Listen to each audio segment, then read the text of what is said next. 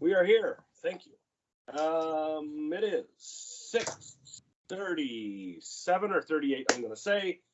Thank you for tolerating the technical errors. That's just par for the course in the years of COVID. So I'm going to call this meeting to order at 6:38. And can I get an approval of agenda? Is there anything to add, Mr. Patience, before I throw that out there? You approved it, Mayor Crane. Yes, we have approved the amended agenda already, Mayor Crane, with the addition of an additional item in closed session pertaining to Section 21 of FOIP. Lovely. All right, thank you. And with that being said, we have started a closed session earlier today at 5. We had 2 items to discuss. No motions arising from that in-camera session. And we're now back at it again. So we're reconvened and we are going for the adoption of the previous minutes. 6.1, adoption of the Finance Advisory Committee meeting minutes, December 14th, 2021. Can I get a motion for that, please? I have an error that I've noticed. Excellent. Perfect. So do you want to make the motion and then point that out? You're muted there, bud. I'll make the motion to accept, but there's an error on the committee of the whole meeting minutes on section 4.1. Okay, so that's going to be at the committee of the whole. So this is the Finance Advisory 6.1. One at a time. Yep, fair enough. Good. Okay, so 6.1, can I get a motion for that adoption? And then we'll move forward. Councillor Martin, any errors or omissions? We know we got a keener in Councillor Dixon, so if he's going to give it the nod, then we know 6.1 is clean. All in favor, hands nice and high for the recording. That is carried. Thank you very much. 6.2, adoption of regular council meeting minutes, December 15th, 2021. Councillor Waring gives us that motion. Any errors or omissions? And I'm just going to scroll here. And seeing none, all in favor, hands nice and high. And that is carried. Thank you very much. Thanks, Curtis. 6.3, Curtis, all yours. So I'll give a motion to accept, except there's an error on 4.1 bylaw number 22-1123. It states motion by councillor and there's no name after that. Okay. Mayor Crane, there's another error too. And I think some of this has to just do with the technical difficulties that we're having. Resolution number 22.01.11.03. Moved by Councillor Hazel Martin that committee move into a closed session at PM to discuss 3 items pertaining to the freedom of information and protection. Do you not typically put a time in there? Yes, we do. And the next one is resolution number 22.1.11.04, moved by Deputy Mayor Cindy Holliday that the committee end the closed session return to the regular business of the meeting at, again, there's no time there. Okay, so let's go back to Curtis's first. Fill in the blank on that one, and then we'll come to your time limits as well. You guys, Sean, can you figure that out for a second? I just got to grab my public hearing message here.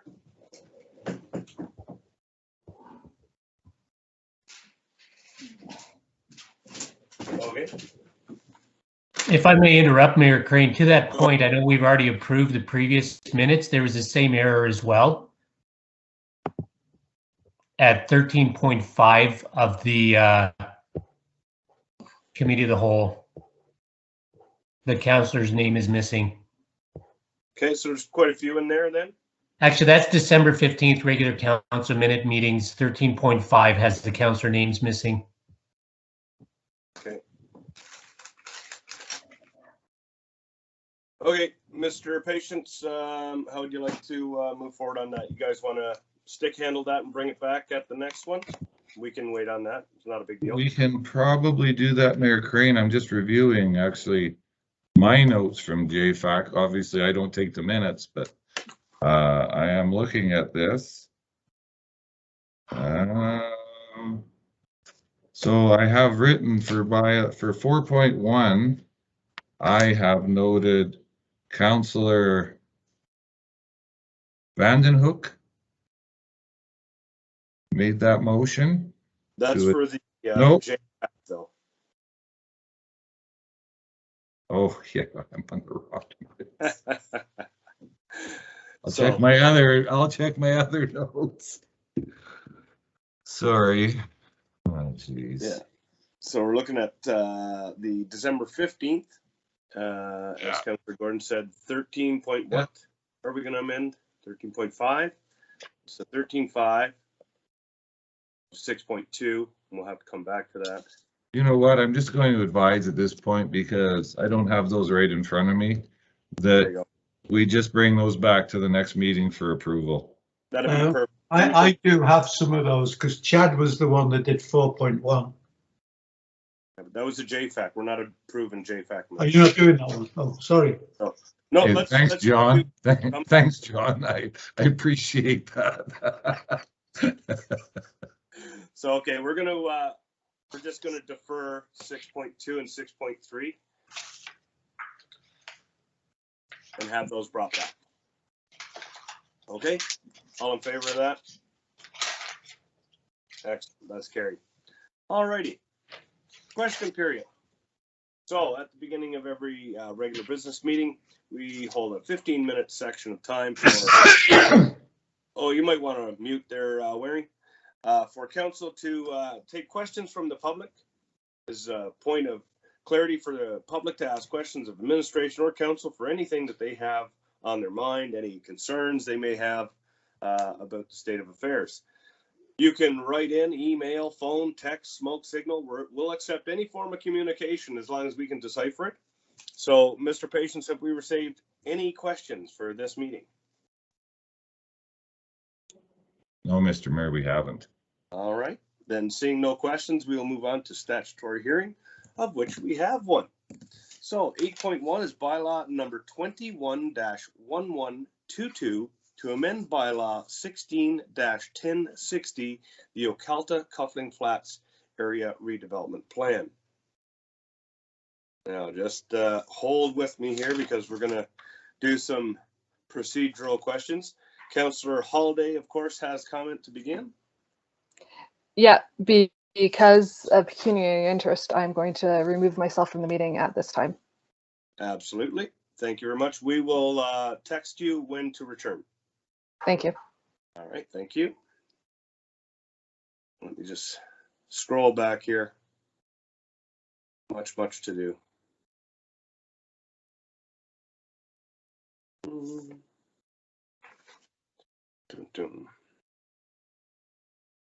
This works much better when you're in person and you don't have to scroll 100 pages.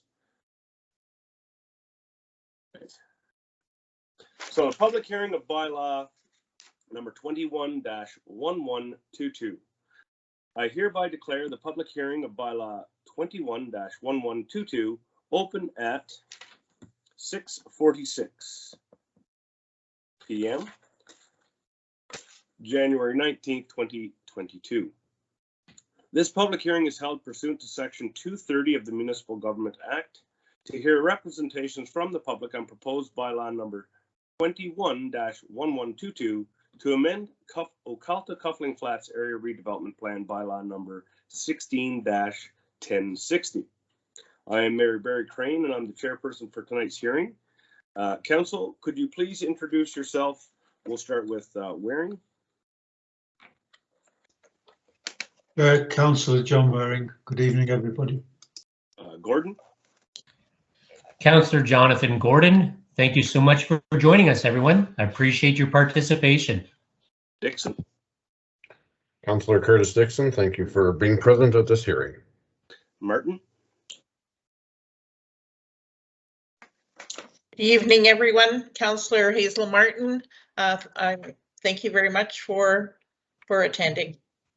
Rab. Councillor Gary Rubb, thanks very much. Welcome to our meeting, which started a little slow, but it'll pick up from here.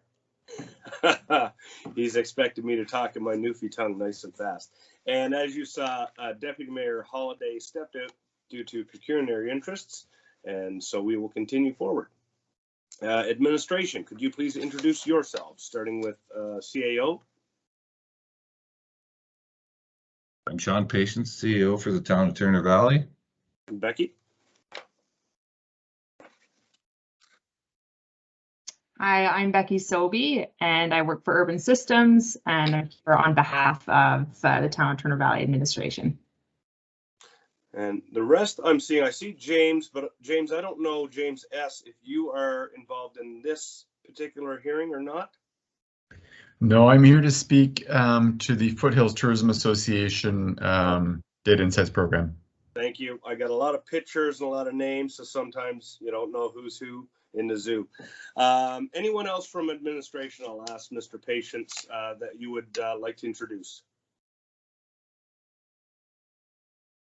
Muted, my friend.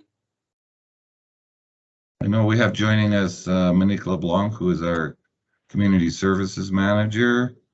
I believe we also, I'm sorry, I'm scrolling through the list because I can't see everybody here either. Yeah. I believe that's all I have on right at the moment. Okay, excellent. Thank you. Oh, Corinne Middleton is also here, sorry. Finance manager. Corporate services manager. Excellent. Okay, thank you. Thanks. For the preamble, all discussions by council members, administration, and speakers shall be directed to myself as the chairperson. During the public hearing, I ask that you respect the views of everyone attending and allow each person their time to speak without interruption. Each person who is registered to speak will be given up to 5 minutes to make a presentation to council. When it is your turn to speak, I will call your name and ask that you indicate if you are speaking on your own behalf, on behalf of another person, or a group of persons or an organization. When you are finished speaking, council may wish to ask you questions. All conduct at this hearing will be carried out in an orderly fashion in accordance with the normal parliamentary procedures. So, Mr. Patience, can you confirm that this public hearing has been advertised and notice given in accordance with the requirements of the Municipal Government Act? Yes, Mayor Crane, I can. Excellent. And Mr. Patience, can you or have your planning department please present the report regarding this bylaw and explain the purpose of the proposed bylaw? I now hand you the floor. And before I do that, I would just like to recognize that Mr. Holliday is here. He's the applicant. So thank you, Mr. Holliday, for being here. You'll have a chance to speak later, but I just wanted to recognize you as being present. All right, Mr. Patience, the floor is yours. Thank you, Mayor Crane. And before I turn this over, I do want to correct an error. I also have Lisa Brown, who's my legislative services manager, and Mary Ellen Beck, who is our customer services coordinator working under legislative services. So with that, I'm going to turn this over to Becky Sobey, who is with Urban Systems and who is assisting us on this file. Becky, if you would. Thank you, CAO Patience. Good evening, council and members of the public. I just want to start off by asking that everyone can hear me okay, just a wave. Okay, perfect. If at any point you can't, just let me know. I know that it can be challenging if I'm kind of whizzing away and you can't hear me. So yeah, just put your hand up if for whatever reason the audio gets all jumbled. So as mentioned, the public hearing today is in regards to the application to amend the Oculta Cuffling Flats Area Redevelopment Plan. So I thought I would just start by sharing my screen, and I'll just share the memo that was included in the package.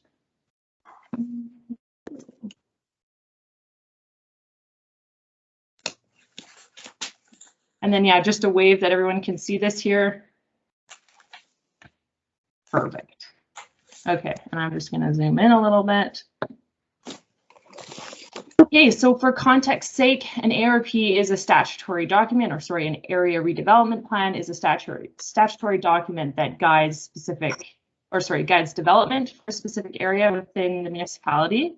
So the applicant's proposal is to amend our ARP to support subdivision of their lands within the southwest portion of the ARP plan area. The amending bylaw outlines the specific amendments proposed to those policies in the ARP. So to start with some background information, what's been done to date. The application received first reading, so the amending bylaw was given first reading by council during the December 15th meeting. And during this meeting, the public hearing was set for January 19th, 2022. The application was then circulated to relevant external agencies, internal town departments, and all the landowners within the ARP planned boundary for review and comment. So the application was circulated on the 22nd of December with a deadline for January 12th. So during that 21-day circulation period, the following parties as listed here provided a response, and that those exact comments are attached as part of the package. So that's in Schedule A. There was also, which includes the responses from landowners within the ARP plan boundary. Just also wanted to note that there were other external agencies that did not provide a response, but everyone that did, that's in that schedule attachment there. So again, this is sort of short and sweet, but we did want to outline kind of where we're at right now. The circulation period did end 1 week ago. Therefore, administration really hasn't had sufficient time to review and synthesize these responses received. In the end, it is the applicant's responsibility to address these comments received before administration can provide a full review. And we haven't had the opportunity to do that with the applicant quite yet. So that's something that we need to do following this public hearing before we can go for further consideration and making a recommendation to council. So today, really, the public hearing is an opportunity for the public, again, to provide their comments. And then following the public hearing, administration will reach out to the applicant and we'll work together to review those comments and consider all that was mentioned and all the comments that came out from the public hearing today, to review those and work with the applicant to address them. And then once we've had the chance to do this, following the public hearing, a council meeting will be scheduled for further consideration of the application. So at that time, administration will have a comprehensive review and analysis to present to council, which will include a summary of the circulation comments received, the public hearing comments, and a summary of how those were addressed. And then, of course, a recommendation from administration to council. So that concludes our presentation for today. Thank you. Thank you. Mr. Patience, back to you. Thanks, Mayor Crane. In addition to what Ms. Sobey has suggested, we did receive 3 written submissions from area landowners, being Maureen and Randy Nelson, Barry and Sue Williamson, and Owen and Jennifer Stenthis. I will also add that as part of the notification for this ARP amendment, we actually sent letters to everyone within the ARP area to ensure that we had full coverage in addition to our normal advertising requirements. And we also have 4 parties tonight that have registered to speak, being Andre Braun, James Holliday, Owen and Jennifer Stenthis, and Maureen and Randy Nelson.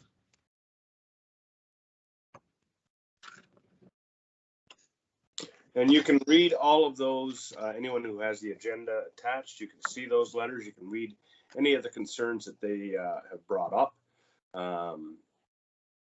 They've laid them out according to their thoughts, and that's totally public information. So if you wish to watch or read those comments, you can log in if this is pre-recorded, and you can check those out on the agendas. It'll be part of the minutes.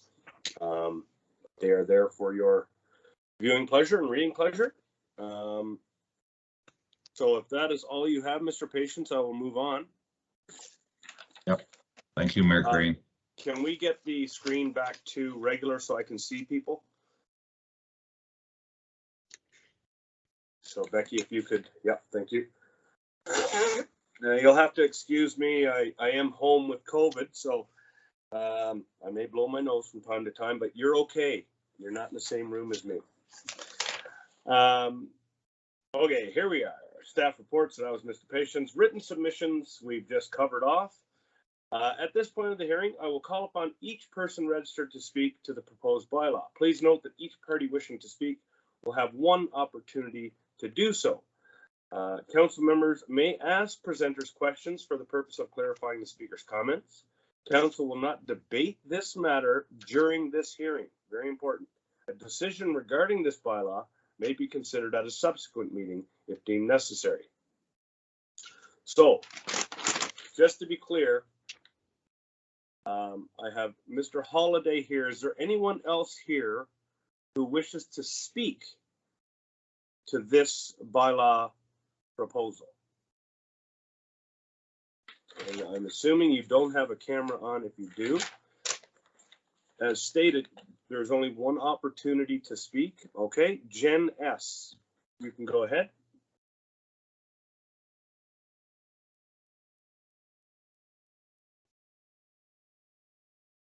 You just need to unmute, Mrs. Jen.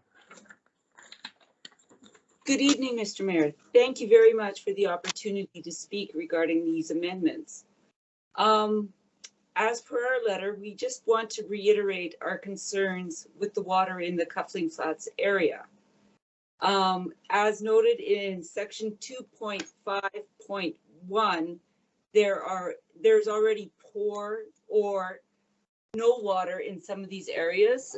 We are the adjacent landowner to the proposed amendment to the special study area. We survive on less than a gallon a minute with 2 wells and a cistern. Putting in additional wells and knowing that there's already wells to 2 of the proposed areas would potentially negatively impact our property as well as, you know, downstream. The other concerns with that I have personally with the ER is I know there are 2 abandoned wells back there, oil and gas wells. There is abandoned infrastructure. There is cabling, you know, all of that.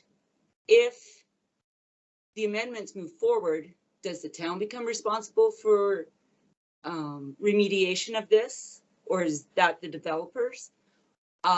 Where is the guiding plan that the OCALTA, the area structure plan, was set out to govern how things happened here? And stating that, I fully realize that the hope is that in the future, the three acre parcels and the 10-acre parcel would be amendable to fulfilling the vision that the town developed 5-6 years ago. But that does not speak to the potential impacts on the current residents that you have in this area. Those are our biggest concerns with moving forward with this type of amendment without, you know, looking at the full area structure plan. If we're going to amend part of it, should the whole picture be re-examined? Thank you very much for your time. Thank you, Jim. Ms. Nelson, would you like an opportunity to speak?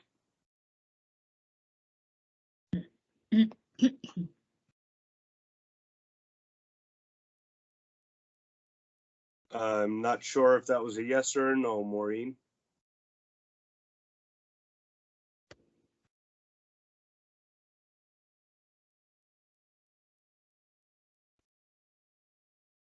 If you want to put your camera back on, Maureen, you might not want to speak, but if you do, I'll ask you to put it in the chat window. You might be having technical difficulties.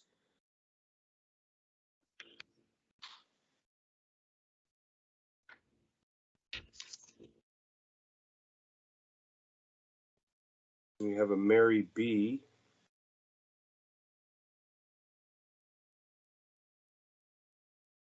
Okay, I'm going to assume, Maureen, you're not going to put anything in the chat window, that you're comfortable with submitting your letter as is. Is there anyone else?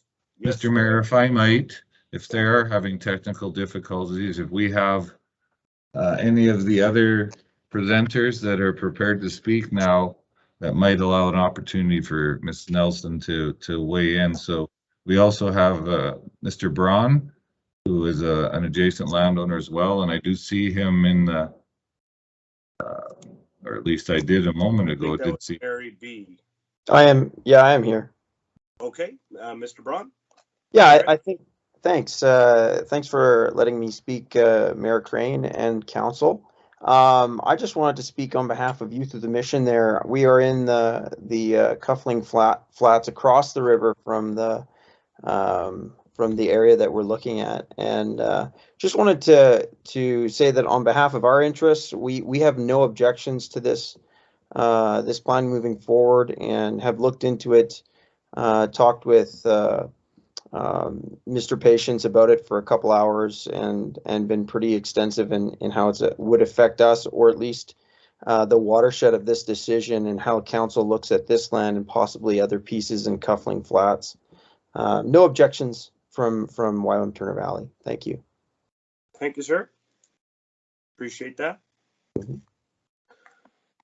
I'm just scrolling now to see if there's anybody else out here. Anyone else wishing to speak to it before I go to the applicant? And the reason I save the applicant is because following procedure, you're only supposed to talk once. So I like to keep to that. It looks Maureen like comes back in, we can. it looks like she does want to speak. I think she's just having difficulty figuring out how to do that. I can hear you and I want to speak for sure, says Maureen. Excellent. Thanks for that catch. All right, I'll tell you what, Maureen, we're going to let Mr. Holiday go ahead with his thoughts, process, and you're well versed on all things town natured, so we'll be more than happy to take you when you do come in. So right now we'll go to James and give you some time to get your technical difficulties taken care of. Mr. Holiday, the floor is yours, sir. Hi, how is council doing? You guys hear me? You bet. You can hear me? Awesome. Thanks you guys for the opportunity to speak, and it's good to see a lot of you that I know. Andre, I know your kids. I miss them. Karis and Phoebe, tell them I said hi. So yeah, but hey, I just want to kind of recap why we're here, and maybe a couple comments in pertaining to some of the things that have been circulated. I know Urban wrote down that we need to sit and go through things together, and we will for sure.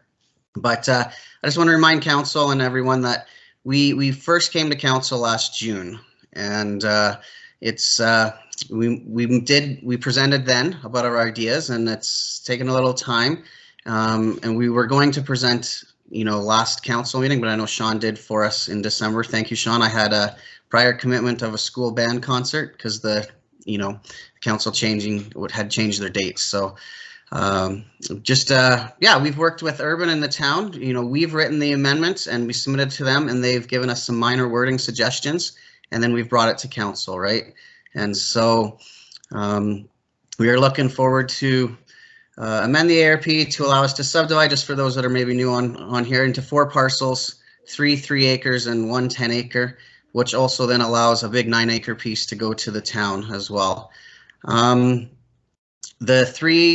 3-acre minimum, part that the reason why we picked that number is it kind of still allows future subdivision for the ARP to be developed, and you guys have already mentioned that as well, that it still could happen. We are asking, to stay with urban reserve after we have the amendment made, so that we can continue with animals and livestock and stuff, because we have kids and they love their sheep, right? So we're glad to have them. The amendment also clarified, the private septic and water. We've gone through this for quite a few times when we come back and forth to the town over the years, if there was a policy on that or not, and never been able to produce one. So we just wanted it clear in the amendment. That's why we wrote that in there, so there wouldn't be an issue when we got to the NPC. A couple of the reasons we just want to move forward with this. We've owned this property 7-8 years now, and we just want to build a house. We just want to get out of our 1940, house with teenagers and 1 bathroom and a little bigger space. So that's really the point, why we want to. And the reason why we came last June is we actually had an arrangement with my mother-in-law for her place to rent while she travels for a year, and so we have her place starting in April. That's why we wanted to get on this last June, and so time is kind of on the essence for us as well to move forward. Just a note about the circulation comments. I know the comments related more to most of the comments related to subdivision application versus the ARP amendment, which I know we'll have to go through and address. But, you know, comments relating to, I think the biggest comment that I read, I know from, you know, the Williamsons and Marine and stuff, were, you know, this amendment should apply to everybody. And that is, we're fine with that. You know, when we first considered this, we thought that, but we were directed otherwise. I don't even remember where in the process to just write it for ourselves. But if you guys want to apply this, add an appendix at the end and say that goes with everyone, we don't care, right? You know, our only ask at this point is it doesn't hold us up any further. We are hoping for second reading on the February 2nd next council, because we would really like to hit the MPC meeting for March, because we are on a timeline. And so we're happy, you know, if the town wants to have this apply to everybody, great, go for it. Make it, you know, we can do it simple and easy and make a few adjustments. Or if the town wants to, like was mentioned, relook at the ARP completely, I guess I would just ask that you do that on your time, and let's move forward with this and then look at the ARP completely moving forward.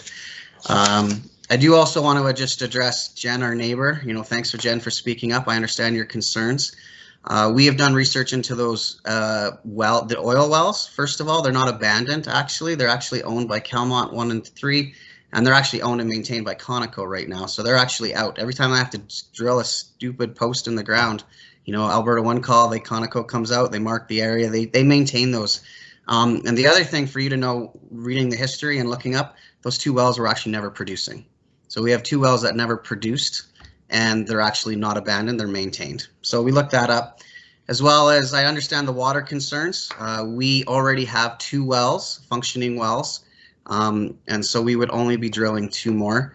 And we did call our not a surveyor, but our driller, and did some research on geology.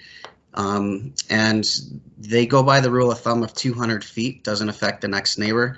And most of the area of those lots we have will be under that 200 feet. Plus, honestly, we've already witched it, and there's water closer to the road, not closer to your house. So those 2 big parts we've thought about as well.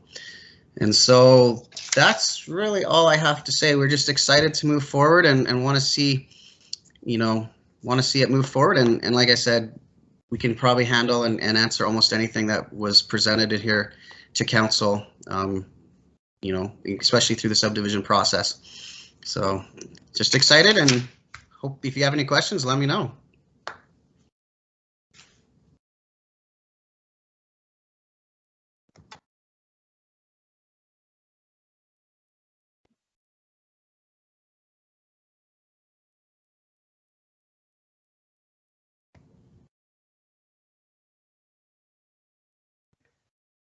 Mayor Crane, you're muted there, sir.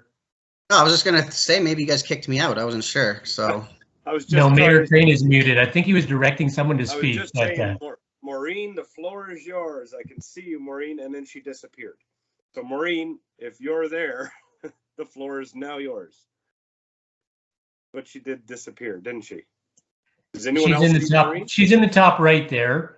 Maureen, if I can support the mayor here, your microphone is ready to go. So if you just start speaking, we should be able to hear you.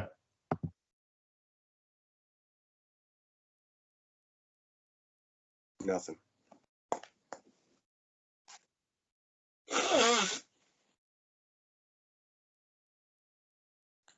All right. I wonder if she calls into my office, Mayor Crane. I could put her on speakerphone here. Just gonna say the same thing. Have her phone you, put her on speaker, and at least we'll add up the screen with the voice. Okay. So Maureen 4944. Or you can just go straight to your cell. No, I'll give her my direct line, Mayor Crane. That'd be great. So Maureen, if you can hear me, it's 403-933-6966. 6203.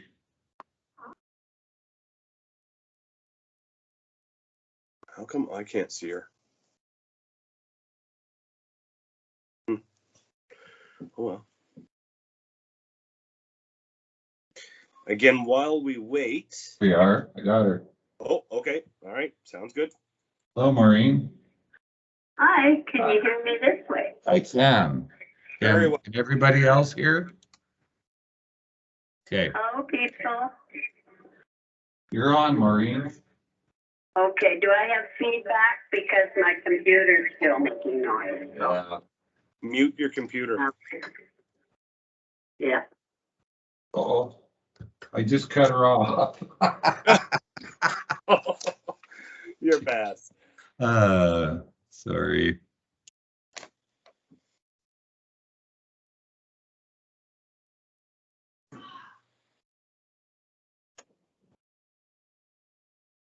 Maureen, if you would call back, I'm sorry, I bumped my receiver.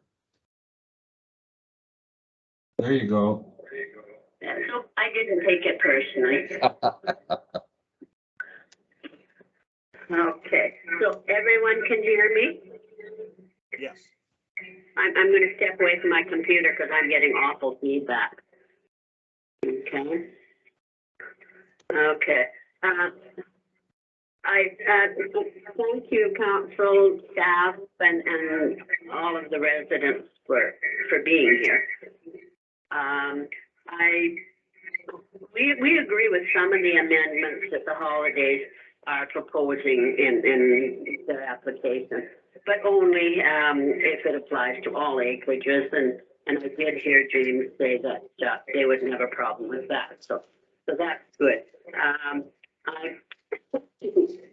I don't have COVID, I just have a cough. Okay. I just, in full disclosure, I sat on MPC for many years.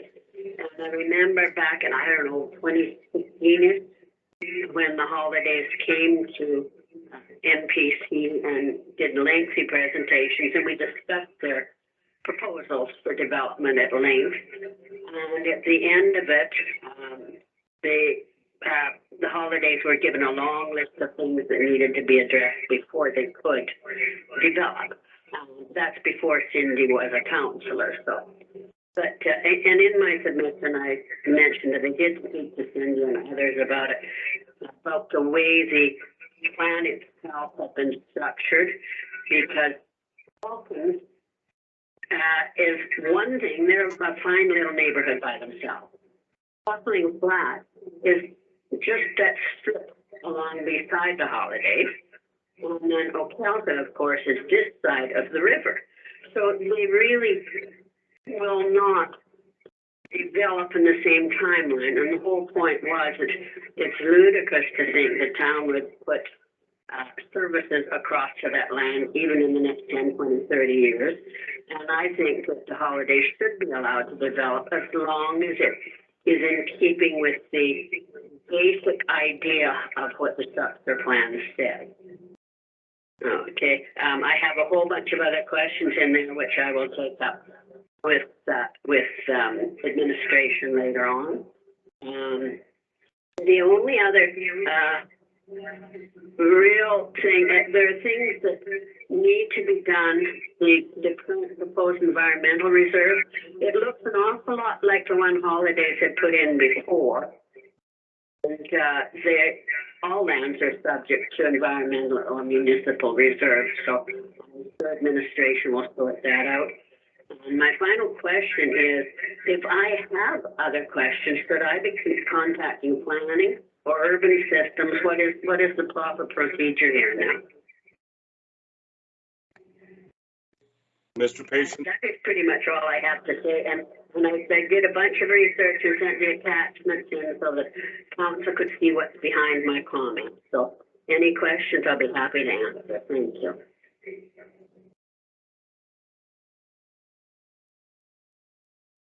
Thank you, Ms. Nelson. Appreciate that. Mr. Patience, could you please answer Ms. Nelson's question just regarding who is the correct contact person, yourself or urban, or where is that to be directed? Okay, so it could actually be either of us. I know Maureen knows how to contact me. So that's probably the easiest for her, and I can pass them on to Urban. Okay. Okay. Thank you very much. I will be in touch. Thanks, Maureen. Thank you, Maureen. Are there any other speakers who would like to speak at this time? Have not spoken yet. All right, thank you. Actually, sorry, just a question here. Is this where I would say I want to speak? Only if you're speaking towards this specific item. You're on the agenda, I think, for something else. So you just, Okay. Yeah, if you're not talking about Mr. No, Holiday's. that's good. Thanks. Sorry. Yeah. No, that's all good. All right. So with that, would the applicant or the town staff, Mr. Patience or Becky, have any last comments to clarify any of the questions or concerns that you heard? I'll just go straight line. Mr. Patience, any concerns, comments, clarification you can make? No, Mr. Mayor, I would just thank those that put in written presentations and those that spoke this evening. And Ms. Sobey and I will certainly be sitting down after this meeting, reviewing all the comments that were made and meeting with the applicants to see if we can work with them to resolve some of these issues if they're resolvable, and if not, then we'll form a report to bring forward to council for their consideration. Thank you. And Becky is head nodding, so I'm assuming same from her. Mr. Holiday, last comment, anything to clarify that you heard in the last round? I just want to say thank you for allowing me to be here and to speak. And I know I heard Maureen's comments and I appreciate those. You know, and I just don't want to echo probably what she said is, you know, the timeline of of our area actually receiving services and being developed is, you know, it's not even in the 10-year capital plan, right? So it's down the road, and that's why we are really asking for this, is so that, you know, there can be an interim opportunity for us, but also, you know, we left it big enough with 3 acres that it could still be developed kind of with the intention of the ARP down the road.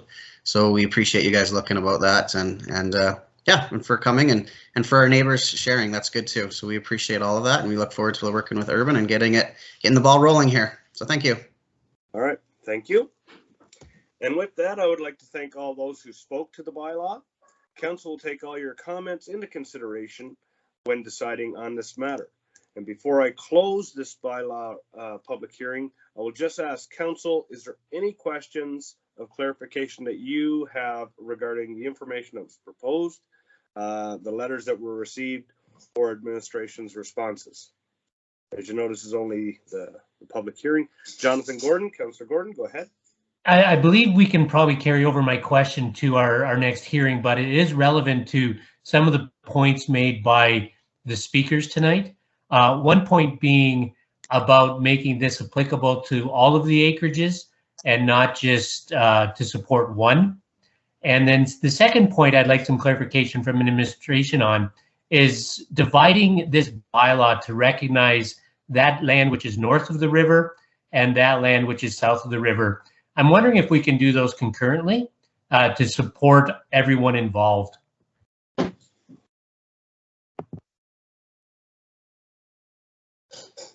If I might, Mr. Mayor? Yes, please. I would say that because those issues were raised as part of the comments, Councillor Gordon, Ms. Sobey and the rest of the staff from Urban and I will be discussing those and sitting down with the Holidays to see how we can work with their application and still meet the concerns of the other residents in the area if we can, and if we can find a mediated common ground. I think that would be the goal here, but a lot to be discussed yet with the Holidays. This is their application after all, so thank you, I appreciate it. All right, thank you. And yes, Councillor Gordon, will definitely be discussing when we get to that portion what we heard in regards to land and equal shares and so on. So that's next phase. Okay, so with that being said, again, I I declare the public hearing for bylaw number 21-1122 closed at 7:22 p.m. January 19th, 2022. Thank you all for attending and speaking and writing in again. Mr. Holiday, you do not need to sit around anymore if you don't wish to. But I mean, we have exciting things happening in town, and that goes for everyone else who presented. Maureen knows how exciting it gets here. Otherwise, if you could actually text your wife and tell her to rejoin the meeting, that would be great. How about I just yell? She's probably in the other. Right? I don't know where she is, but I'll go yell. All right, that'd be awesome. Thank you for dialing in. Thank you, Jen, for speaking. Thank you, Andre, for speaking. Thank you, Maureen, for speaking. All right. Moving on in the agenda. We have a 5-minute bio before we get started, so Cindy can rejoin and such. You know, absolutely. Let's take a 5-minute recess and we'll rejoin. I know, Ian, you're just waiting there in your beautiful suit. You're just going to have to wait a little longer. All right. Thanks, James. Thank you, Council. James S., I see you wanted to speak. Becky, Mayor thank Crane, you too. Yeah. Sorry, I was under the impression I might be presenting at 9 o'clock, and I've got 2 young children that I need to put to bed. Sorry, 9. I'm actually in Toronto. That's why I'm saying 9 o'clock. Oh, I was going to say, yeah. Let me just have a scroll here. You're Do you right know when I'm scheduled?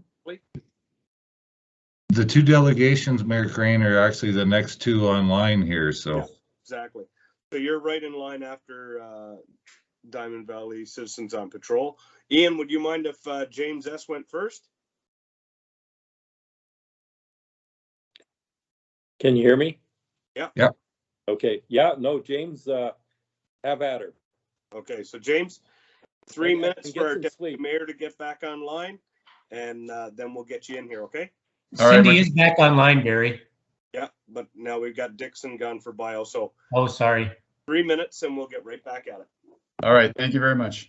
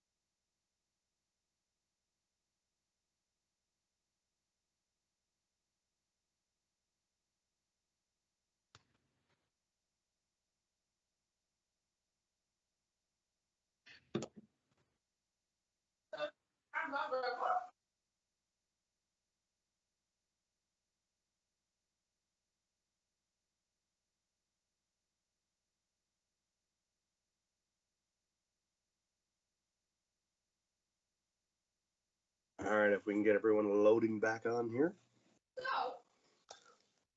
Yeah, we'll have to keep it down out there. The beauties of trying to run meetings from your home office when, you know, the kids get back from basketball games and they're all excited about telling you how they did. Quite entertaining. Not to mention, you know, 7:30 suppers on the fly.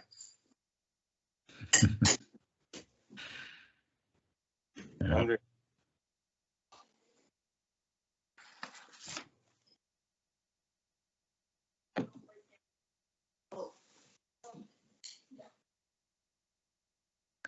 I guess you can be grateful for being able to play a basketball game. Right. That's about it. Yeah. So, yeah, I was supposed to coach tonight. Ontario's locked down pretty tight, eh, James? It is. Yeah, it's we're under a pretty tight lockdown. The kids just went back to school today. Of course, we were snowed on pretty heavily on Monday. And my old stomping grounds, Whitby got 52 centimeters, I saw. Yeah. Oh, yeah. So where do you call home? Etobicoke. Oh, gotcha. Very good. Yeah. Yeah. So your restaurants are still closed too, right? Yeah, the restaurants are closed. There's no theater. There's no hockey. Kids' activities are all shut down. So yeah, there's not a lot to do, which is great just to work your butt off, I guess. Yeah, if you can. Yeah. Unlike me, construction worker stuck in a house. Not a good mix for my patients. Oh. I gotta escape. Yeah. So, yeah. Okay, everyone, if you can load back on, that would be great. Let me just scroll across here. I've got Cindy, I've got Rab, I've got Gordon, I got Dixon. Hazel's little computer room is empty, and Waring, where did Waring go? Waring's right there. As soon as they pop in, James, we will get going. I didn't go anywhere. I'm just still here. You're just camera off, are you? No, camera's on. On my screen, it's not. But then again, you never know. So now we'll just wait on Hazel. And Cindy, you look frozen. Are you frozen or are you just being stoic? All right, there you go. Who knows with this internet, but I might, Right? if she's not here, I might turn my camera off so you don't have to see me eat my supper since we've been in meetings the last 3.5 hours. There you go. Okay, Hazel's back. All right, we're reconvened at 7:31, and we have James.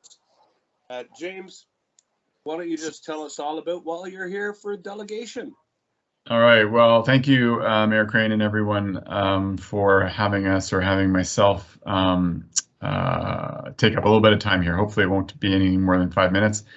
But I am co-founder, partner of Rove. We are a data and analytics company focused in the tourism sector. And I'm here to present a program that we launched for the Foothills Tourism Association to bring insights to local businesses, municipalities, with the intent to obviously accelerate the recovery and growth of tourism in the Foothills region. Can everybody see my screen? Yep. Excellent. So, I think we all know that tourism's been hit really hard by the pandemic and how important the tourism sector is to the region. There's a lot of data that is being used right now to accelerate the recovery, to make better decisions around how we bring back tourism. There's economic impact data, right? Economic impact of the pandemic. There's data around resident sentiment to understand to what extent residents are welcoming of tourists in the region. There's data around satisfaction of travelers. As we all know, experiences in museums and attractions have had to be reinvented to accommodate for social distancing, masks, sanitization. Some experiences have not really been able to come back in the form that they were before the pandemic. So monitoring that visitor satisfaction is very important. And there's also data around understanding where visitors are coming from, how long they're staying, what they're doing, and that's what we're here to talk to you about today. There's already data being provided by Destination Canada at the federal level, Travel Alberta at the provincial level, but that remains that there's still some gaps, and that's where the Foothills Tourism Association has stepped in to fill those gaps and provide data and insights to their local businesses, the members of the association. What this data is, just to give you some context, is it's mobile location data. Mobile location data, there's different forms of it. You can buy it from Rogers, through the telcos. This data specifically is actually collected through apps, mobile apps. So when you download an app on your phone, the app asks you if you're willing to share your data, either always, only when you use the app, or never. So this is all permissioned data.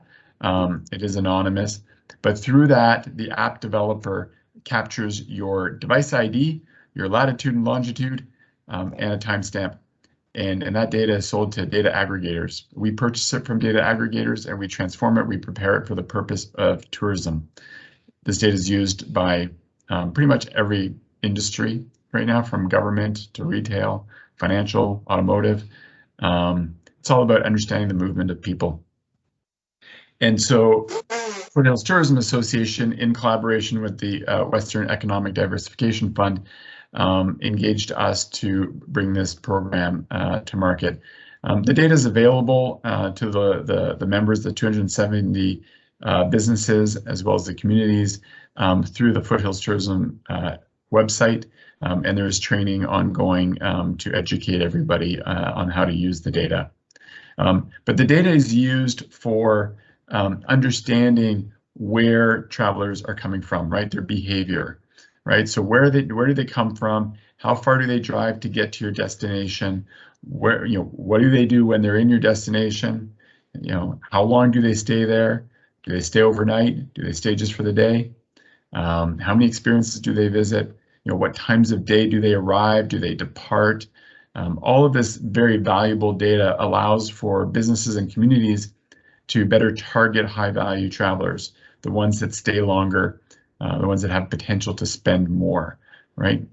That's the key to accelerating out of this recovery. It's great for developing more compelling marketing messages and packaging strategies. So packaging strategies is just a fancy word for itineraries in the tourism sector. But when you understand where people are going, you can prepare itineraries that are more compelling, more relevant, and then target that into certain markets, regions, and so on. And so ultimately, this is all about better understanding the visitor and growing the tourism industry. This is Veronica would normally be in attendance at this meeting, but I think there's a conflict of interest. If there are any questions, I'm happy to take it or take them. But I thank you for your time, for listening to me.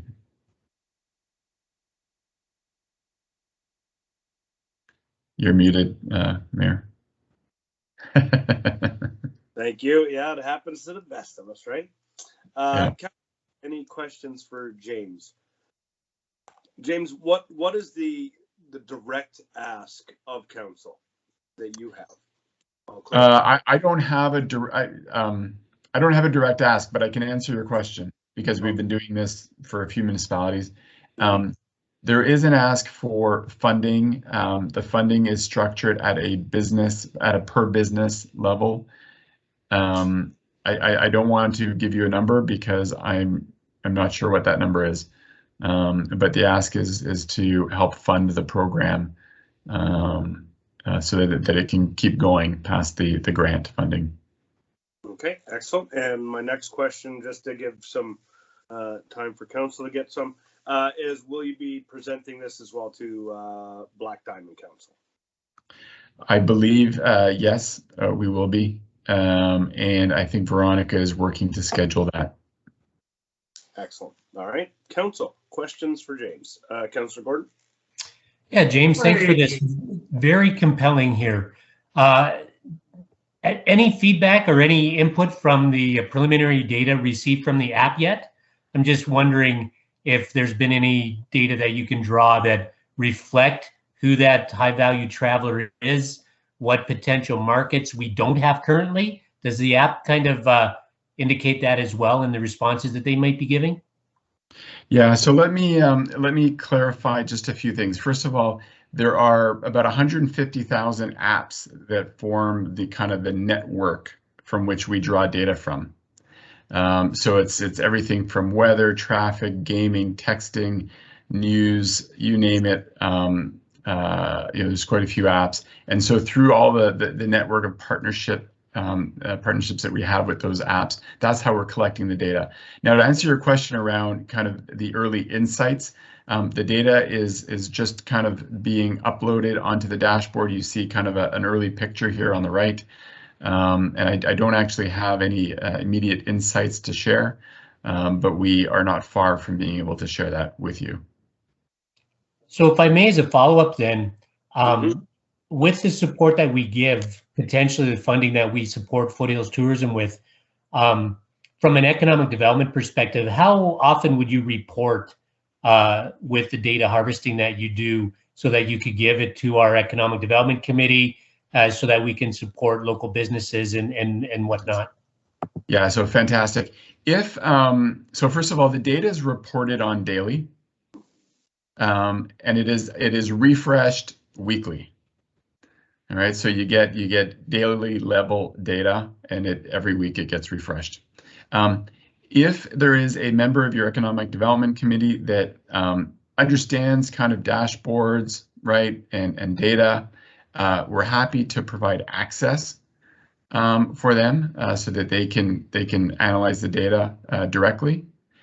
We're also happy to do a training session for them so that they understand how to do all of that. And we're happy to provide kind of an early report or an insight deck that can get them started. Does that help? Yeah, that's phenomenal. Hey, I love data, and I like making decisions based on factual information. And I think that would be ideal if we could tap into that resource. Thanks, James. Yeah, so I would just suggest that you reach out to Veronica, and then we can coordinate that through with Veronica. But absolutely, yeah. All right, thank you. Any further questions from council? Seeing none. Barry, I had my hand up before Jonathan, and it's been up ever since. So obviously you can't see me, so that's fine. Your camera's not on, Waring. It is. Can anyone else see Waring? I can see him. No, can't see at all, dude. Only when he talks, though. Yeah, no, not even then. Okay, so Waring. Well, if you can't see me. If you can't see me and you can't hear me, there's no point in me talking to you. No, I can hear you. Cindy, if Waring puts his hand up, can you indicate to me that Waring's hand's up as we move through the rest of the meeting? I've almost forgotten what I was going to say now. He has disappeared again now. He was on. I did see him and I shook my head, but then I think James is right when he stops talking. Well, now he's on. I have no clue what's going on. Go ahead, Waring. I was just going to mention the fact that with IEDC, and then Jonathan sort of did most of it, but the responses we've heard back from people like David Farron and the ones who are involved in this are pretty fantastic, and they're very impressed with the steps that they've made. And I do believe we did support them in 2020 financially as a council. So yeah.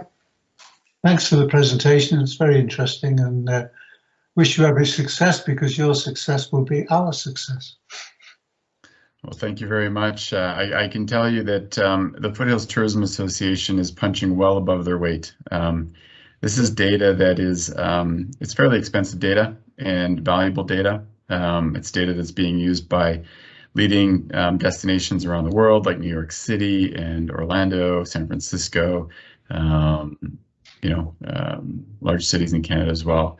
And for your Foothills Tourism Association to put together a grant, organize themselves, secure the grant funding, and then move forward with implementing the program is really fantastic for them. Excellent. Well, appreciate you coming this evening, James, and giving us a taste of some of the information that we can access. And we look forward to you working with the IEDC, the Intermunicipal Economic Development Committee. And well, yeah, we'll take it from here. So thanks for tuning in from Toronto, the land of snow, I guess. But yeah, you get those kids to bed, and thanks for tuning in. Thank you very much, and pleasure to be part of this meeting. We'll be in touch. Thank you. Take care. All right, I got to be careful I don't leave the meeting and hit the red button. All right, so we now have the well-dressed, the rehearsed, the polished Mr. Ian Hoffman. Yay! Ian was here with the Diamond Valley Citizens on Patrol Society and an amazing member of the Foothills Library Board, or the Intermunicipal Sheep River Library Board. So, Hoffman, the floor is yours. Thank you. Let's be clear about the name of that library there, buddy.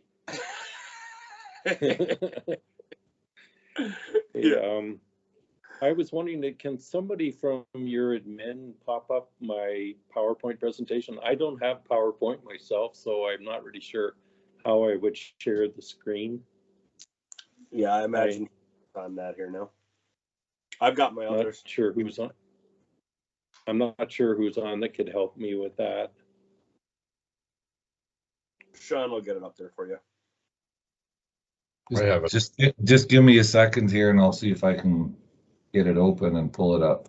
I have it up if you want, I can share. There, go ahead. That's fine, yeah, Curtis. Yeah, I'll just, when I need a slide changed, I'll just ask you to do that. Thank you. Curtis will get you, no problem. Appreciate it. Anyway, I don't know how much more I can say about myself after that wonderful introduction that Mayor Crane gave me, but I am the president of the Diamond Valley Citizens on Patrol Society and presenting to you on behalf of our society and membership tonight. Can everybody see that now? Mayor Crane. Yes, I can. Yep, that's great. Thanks, Sean. Thank you to Mayor Crane and Council for allowing me to present our support request this evening. This is the second presentation to area councils this evening. The presentation to the Black Diamond Council was made in December. I joined the Citizens on Patrol after a library board member handed me a Citizens on Patrol pamphlet over 2 years ago. As you are aware, committed volunteers are scarce, and like most newbies, I showed interest and an ability to lead. The reading is more of a library thing. Tonight, we are requesting a donation of $2,000 in funds, as well as an in-kind donation of time to provide a visual aid within the town and neighborhoods, which identifies to residents and visitors alike that our community is engaged, monitored, and a safety enhanced collaborative effort between the town of Turner Valley and the volunteers of the Citizens on Patrol is established. We are committed to working with and supporting the town's existing CPOs and enhancing the safety and perceived quality of life for all within the municipal boundaries. Next slide, please. Oh, hang on, go back, please. Thank you. Who are we? We enlist volunteers using a stringent vetting process, meeting requirements in legal areas, ethics, conduct, education, and understanding of our goals. The people joining the Citizens on Patrol are doing it for love of their community, striving to make it a safer place to live. They respect and uphold the law. Next slide, please. What do? We assist the RCMP and help reduce crime by looking, listening, recording, and reporting. Next slide, please. Our 2021 goals. We increased our visibility in 2021 We increased our pamphlet distribution, requiring a reprint before the end of the year. We had a booth at the Turner Valley Back Together Summer Celebration, very successful for us. We engaged the public 8 separate days during our security item raffle and our 50/50 sale. We had articles in Okotoks Today, the Western Wheel, and was interviewed by CBC TV in support of the RCMP Capture Program. And we promoted the Capture Program during public events. We increased the community's awareness of Citizens on Patrol and what all citizens need to do towards protecting themselves, their properties, and their neighborhoods. Next slide, please. We continue to work on increasing our visibility and support from the community by fundraisers and taking the opportunity to educate our community as to what the society's mission and goals are. The road signs will identify to our citizens and visitors that our town supports the many volunteers who patrol our streets and neighborhoods. We want to assist the town in continuing and maintaining a safe community. Next slide, please. We are requesting $2,000 for road sign and post purchase. Sign locations are decided by the town and may be able to mount on existing posts. We are requesting the administration work with the Citizens on Patrol to more effectively patrol. We are requesting web links from the Turner Valley website to the Diamond Valley Citizens on Patrol Society page on the Alberta Citizens on Patrol Association website and to the Citizens on Patrol Facebook page. Next slide, please. This is the sign we want to put up on our streets. Next slide, please. These are, we've identified 16 potential locations within the town of Turner Valley to put up Citizens on Patrol signs. The choice of 10 locations for 2022 is up to the town. There are many town and neighborhood entry points. There are dead-end roads with potential sign locations also. Next slide, please. We are requesting from council a $2,000 monetary donation with consideration of an additional in-kind donation that includes the procurement and installation, as well as staff time to implement this program. We also request the signs be purchased locally through an existing local business. There is further discussion required between the town and the Citizens on Patrol that cannot be covered in this meeting, and we request the opportunity to meet for developing a plan of how the Citizens on Patrol can assist in improving community safety. If there's more information required, we will work with your administration to provide. I'd like to thank you for your time and consideration, and now I will take any questions. All right, thank you, Mr. Hoffman. Questions from council? I have a couple, but I'll let council go first. I can see everybody but Waring, so Waring, you go ahead and speak if you want. Okay. My only comment is I don't know how the hell Mike King got through the tests.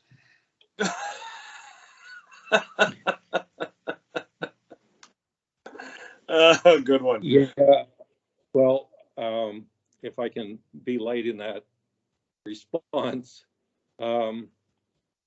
we probably weren't as stringent as we are now when Mike applied. Good one. Mike's a great volunteer in our organization. We really appreciate having him on board. Yeah, he's fun. I agree. Councillor Dixon. Yeah, I just wondered, I know you were looking for volunteers a while back, and I'm just wondering how that's going. Have you had a lot of people come forward to volunteer for your organization, or are you still looking for folks? We are always looking for volunteers. I didn't put that down as one of our goals because it's so ongoing that it's an everyday thing for us. We did well last year. We brought in 6, but we lost a few. So there's a kind of a turnover thing. I know we are going to be losing some people this year. Right now we have 5 volunteers from Turner Valley with a 6th in the vetting process right now. And we are always looking for more.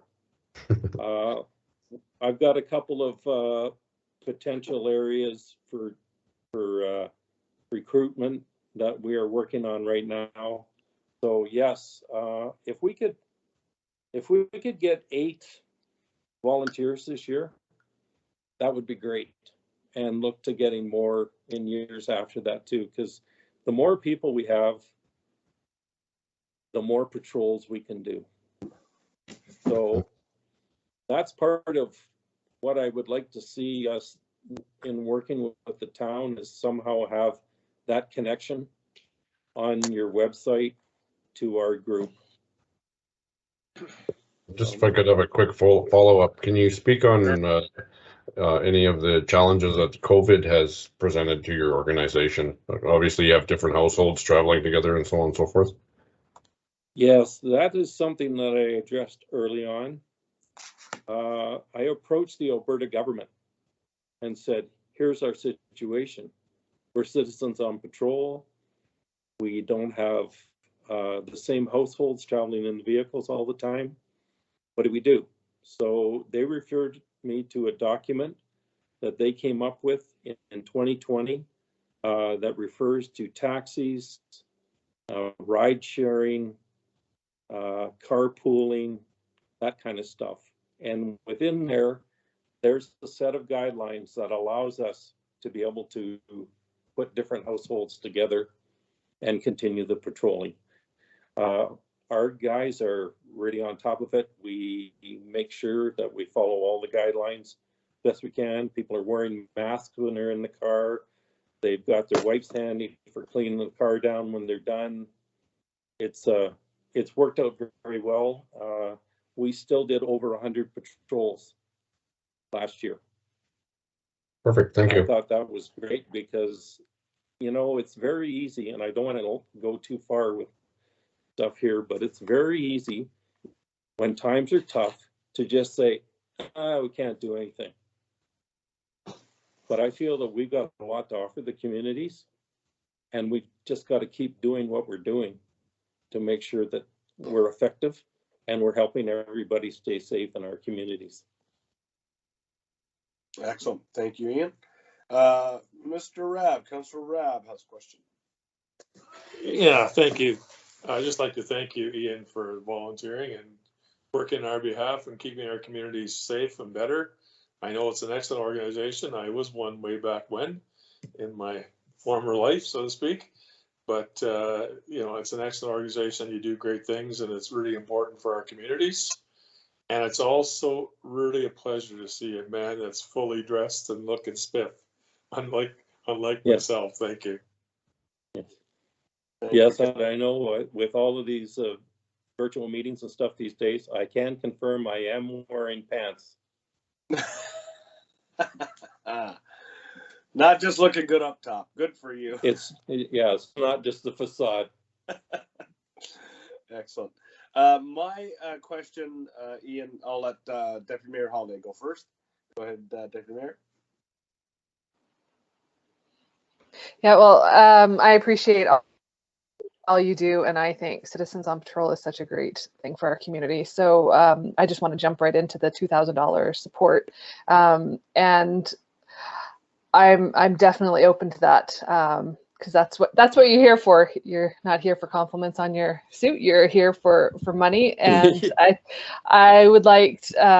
We've already done our budget for this year, obviously, so we need to go back and look with administration on that. I know we have our community support grant. We have our corporate support grant. We need to work that out, but I certainly have no problems asking our town staff to help put up signs either. So, and with that, let's get an answer on the financials from Ms. LeBlanc. Ms. LeBlanc.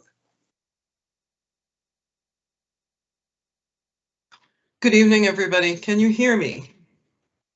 Okay, very good. Yes, I can. I put in a signal booster in my home, and hopefully now the communication is a little bit better and more stable. It's been a pleasure over the past many months to be dealing with Mr. Huffman, administration, public works. So Craig Beaton and I have been in touch to try and assist where we can. It's really great to see this plan go forward. I want to confirm that we fully support this plan. We have done a little bit of digging in terms of looking at some financial options, and I propose to council that there are essentially three. It would be a split budget. At the moment, the Operations and Facilities Department does not have any budget allocated to this. There is some that could be potentially allocated out of goods for municipal enforcement, under which I would suggest this would fall because it is an assistant to public security, if you will.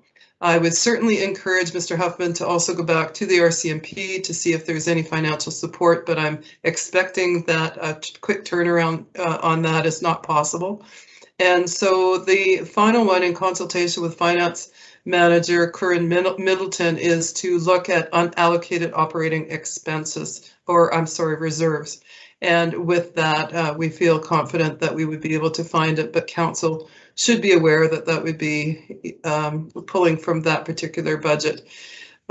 Aside from the financial support that we can provide, which we're confident we can allocate and secure, would be also any further assistance in terms of promoting the program, recruiting volunteers, making sure that the promotions are up and running and current. We have tried along the way to do that, and hopefully any changes that are required would be done happily by administration. So from our side, there's full support. I see that Craig is in the meeting. He may, Mr. Beaton may wish to add anything additional to that. Thank you. Okay. Thank you. Thank you. Yes, certainly, Craig, if you want to weigh in on signage. I don't think that's a huge no-go. I think that's straightforward. Signs up, posts in, cement and go. So I don't think there's a big financial implication there. Certainly when it comes to the value of the project and the volunteerism associated. So let's go to Councillor Gordon. Thank you, Ms. LeBlanc. Councillor Gordon, you had a comment to make. Yeah, actually, I was going to mention what Cindy indicated, looking for potential funding for this. And I was, thank you, Ms. LeBlanc, for bringing that forward. I was wondering if we had some wiggle room in our community services and the security that we have there. So good to know we do. And I think this is a good option for our unallocated operating reserves to move forward with this year. One question I do have for Mr. Huffman, and perhaps Mr. Beaton can support this answer, is as far as the signage is concerned, do you have some strategic places in mind where you want to have this posted to encourage the safety of our community? Yeah, if you can refer back, I know, Sean, can you bring that slide up that has the map on it, please? Curtis, if you would. Yeah, he's on it. Sorry.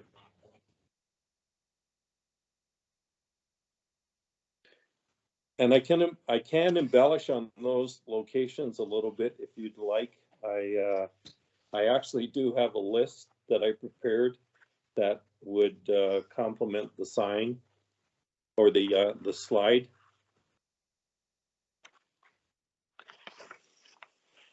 Yeah, it's past the shield, just past the one past the shield.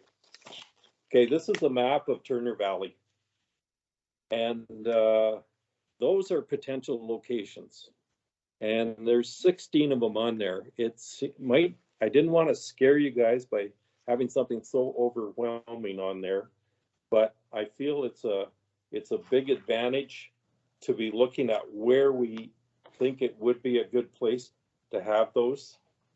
And I don't know if you want me to go through and list off the ones that I think are the best ones for now or not. No, not necessarily. Thanks for bringing that to my attention. Okay. I missed that only because, sorry about that. I missed this point only because I had the Black Diamond Fire Department on my front street. We have a oil and gas strong odor that's been reported. The question I do have on this, Mr. Huffman, if you can follow up, what did you use to kind of guide you as far as where the best place to put these signs? Do we have current issues for security here? No, I looked at entry points to the town and to different neighborhoods. If you look up on the north side, the two that I would see that are important, if you look at the very north end, is one going westbound on Dunham Lane. And here, I'm pointing at them from here, but it's not helping. And then one going eastbound into the Seclusion Valley area. That would be an example of where you would hit two town entry points. People coming into Turner Valley, if they took a right or a left coming in, we would be looking at putting signs right there. Other areas coming in, say westbound off the secondary, is that 546? Sorry, I don't have my, I know I've got my list here, but my page has gotten a little bit mixed up. Well, hang on. Yeah, Highway 546 eastbound, just west of Windsor Avenue, someplace in around there. Madison Street, coming in off Highway 22 southbound, would be a good area. That would, like, yeah. Anyway, it's sort of the up the highway a little bit from where you got your cursor going there. Yeah, that one right there. That would be another prime area, because as you're approaching Turner Valley from the east and turn, that would be the first road that you'd be coming to. There's another one there, westbound Sunset, right by the post office. And then other ones, Sunset eastbound, right east of the Legion. Then Kennedy Drive right there, you got your cursor on it. Kennedy Drive eastbound. And then further down, just below that, you've got eastbound, or you've got southbound Main there, just past DeKalta, and then eastbound on DeKalta. You know, these are all prime places, you know, and I've pointed out some of the other ones that are dead end. You've got the one down by the past the gas plant there. That's seems like an area where people like to go hang out. It would be nice if they saw our sign there. The one you're pointing to right there, that's the that's on DeKalta on the south side of the river. And then other entry points into town would be right down on 16th Avenue East, right at the very bottom. One on the very east side coming in just before you get to Royal Light. And then one on 16th Avenue eastbound, just west of hang on, I'm just can't remember the name of the road over there. Yeah, we can see the map. Southwood Road. You know, those are the kinds of things that we focused in on to think, well, you know, these are all entry points. We got some dead ends that would probably be a good area. You know, the one in the middle along the bottom is DeKalta northbound. But it's really up to the town. You know, I'm only proposing we do 10 to start with. There's 16 different locations.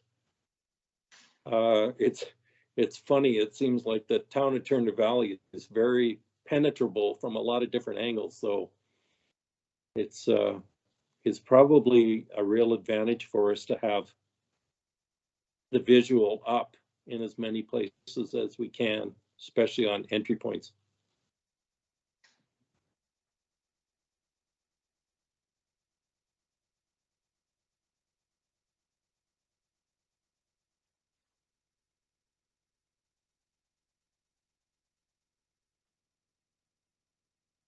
Any other questions? Mr. Mayor, you're still muted. Thank you for that, Councillor Rapp.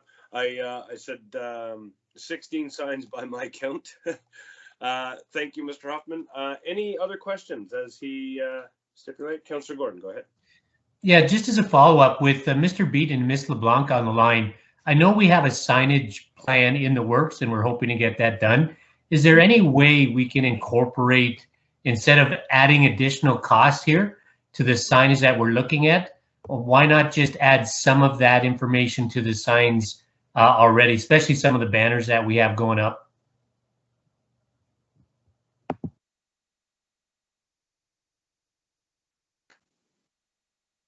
If I may, through the mayor, respond to that? Thank you.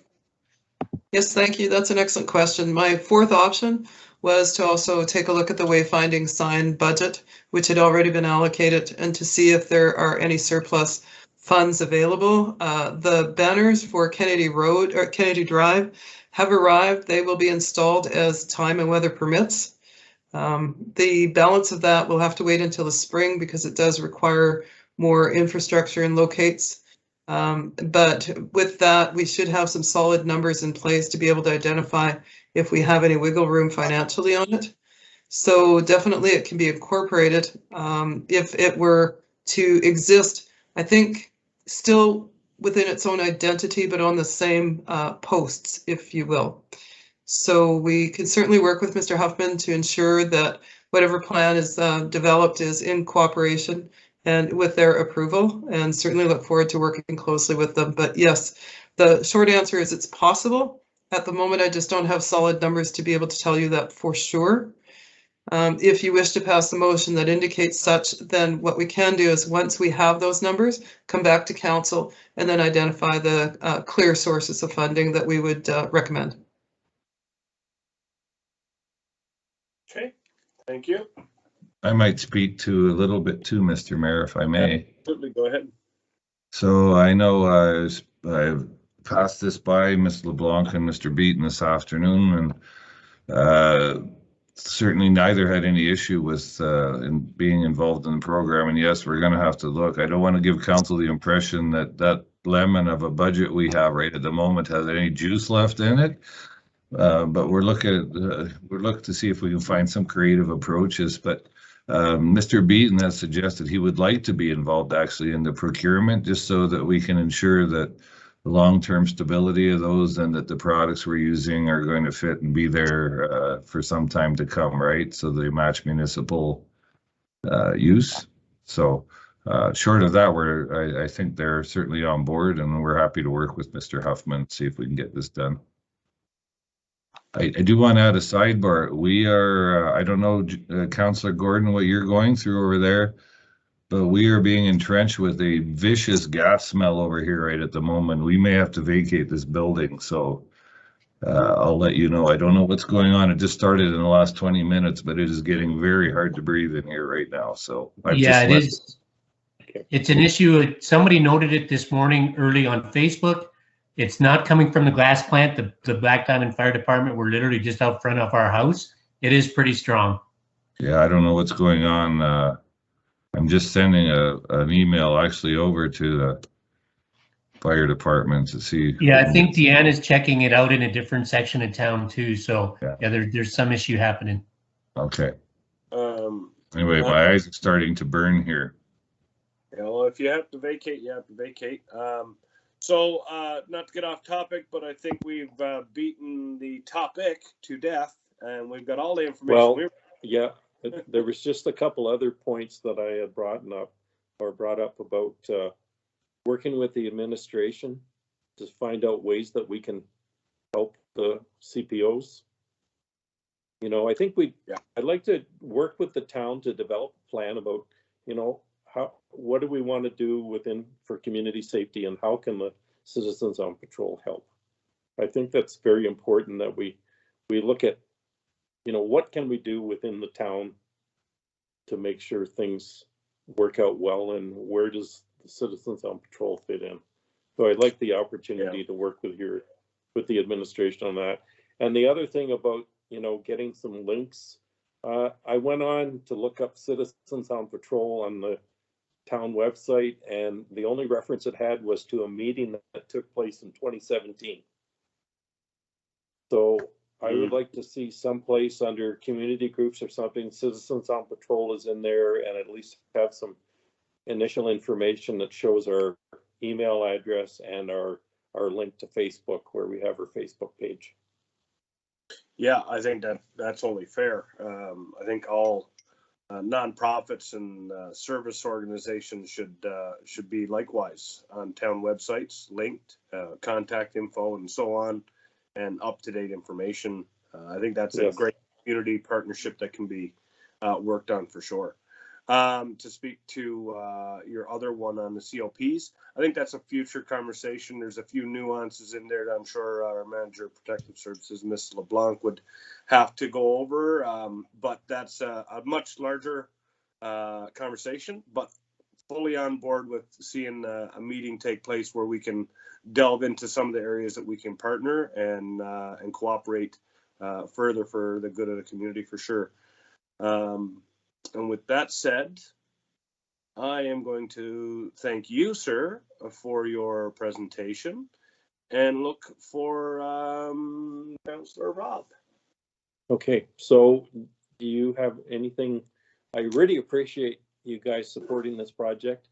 I think it's one that really can let everybody know Citizens on Patrol is around, and that's very important. If you notice, everything's off highway, because to put stuff on the highway is a large bureaucratic procedure with Alberta Transportation, Alberta Traffic Supply, Volker-Steven. It goes on and on. As a matter of fact, there is a sign on the north side of Turner Valley right now. Can anybody tell me where it is? A Citizens on Patrol sign. Probably in a ditch on a fence post. I think it's a little further out by the pullout, isn't it? Is there a sign by the pullout? Close to that. Thank you. Thank you for being able to tell. I did see it here a while back, actually. Yes, anyway, so that is the extent of signage for Citizens on Patrol in Turner Valley right now. So I think we've got a great opportunity. I really appreciate you guys supporting this project. Okay. And just let me know what I need to do to help out. Will somebody in particular be contacting me about this, or? Absolutely. After we make a motion, Monique would be the lady in question who would be in touch with you. Yes. I'll make a motion. Thanks, we support Citizen on Patrol with $2,000, but we have to have administration find out where they're going to find the funding. So refer it back to them and have a report next meeting. Okay, thank you. Right. So motion to support for $2,000 with administration to come back with some avenues of support for us to clarify. Any further comments from council? And that also includes Craig's support too for putting up the signs. So that's always, yeah, thanks, Craig. All right, seeing no hands. All right. All in favor? Hands high for the recording. That is carried. Thank you very much. And thank you, Mr. Huffman. There's your money. Thank you very much. Have to talk to some people later, but give them some time to figure it out for us first. 2 weeks at least. Yes. Okay. Okay. Thank you very much. Thank you. Did we have to have a motion to accept Mr. Hoffman's presentation?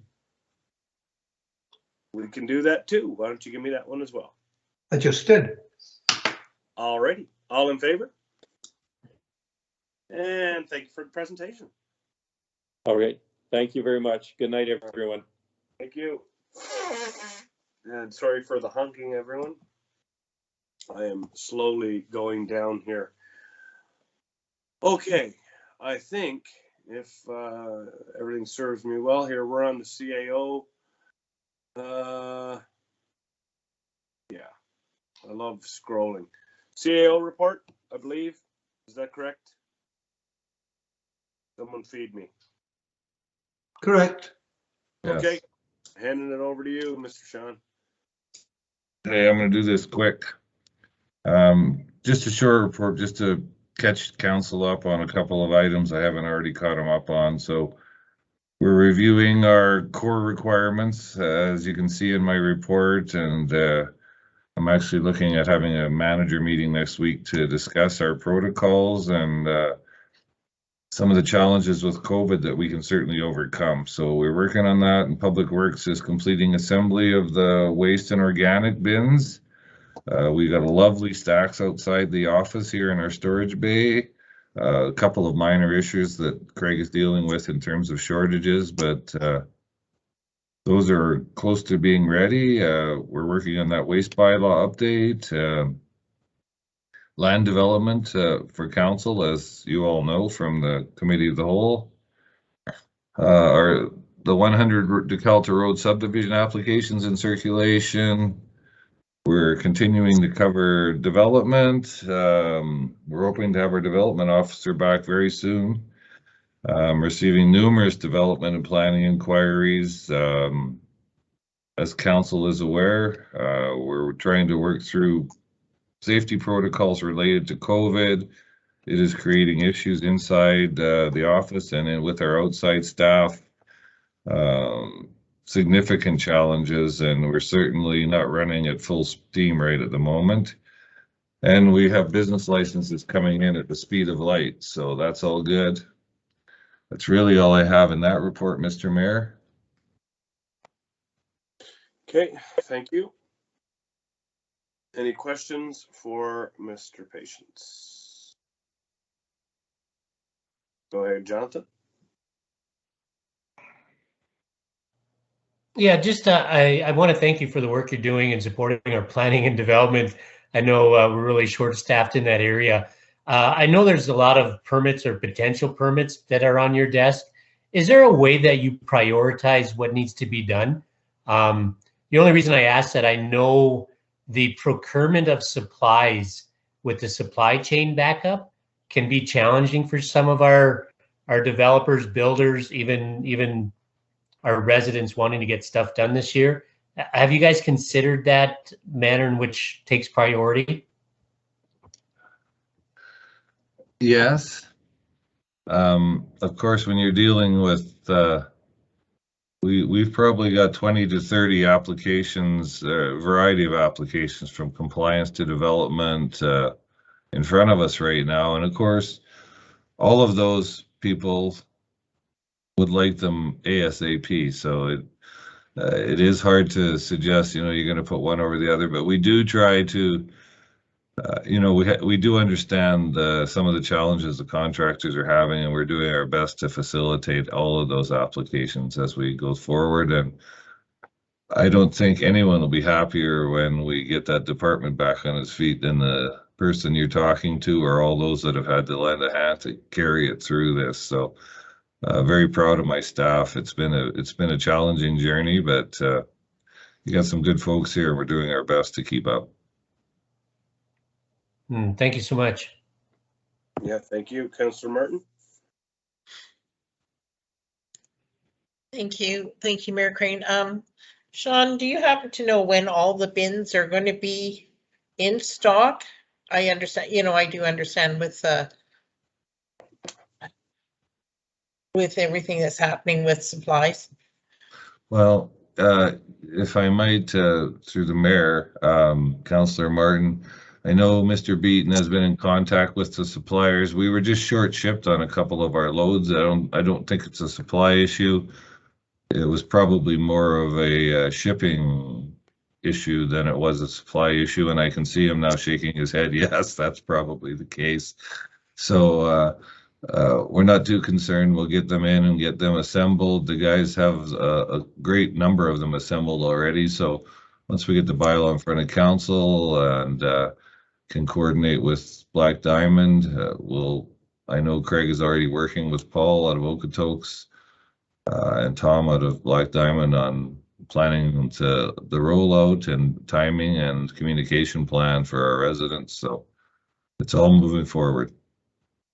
Okay, so we're still on the timeline to have the rollout early spring. Is that correct? Yeah, that's correct. Okay. Yeah. We're looking at like early May right at this point, late April, early May. Yeah, residents are really looking forward to this. So thank you. Good. That's good to hear. Okay. Any other questions for CAO Patience? Seeing none, motion to accept report as presented. Councillor Deputy Mayor Holliday, all in favor? And with that, guys, I know it's a short notice, but Deputy Mayor, I'm going to hand the meeting over to you, and I'm going to sign out. I am absolutely hitting a bar here of wiped, and yeah, so just going to say that. And Yeah, not a problem. Thank you, everyone, for comments tonight. We will touch base. So yeah, okay, bye-bye. Yeah, take care. Right on. Be good, Chief. Okay. So moving on to 10.2, our fire chief, who I'm assuming is busy elsewhere. So we will move this item to the next meeting. Is that what you'd like to do? If I might, Deputy Mayor, certainly, she was actually under the weather to start, so she already let me know she probably wouldn't be able to attend. But I think I'll leave that to council, whether you just want to accept the report and review it, and if you got any questions, we can pass them on to her, however you'd like to do that. I can give you a motion to accept because I'm sure we've all read it. Yeah. Okay. Yeah, it looks like everyone's good for that. And I had no specific questions that couldn't wait. But you know what I mean? There's nothing really outstanding. She did a good job of presenting everything. Yeah.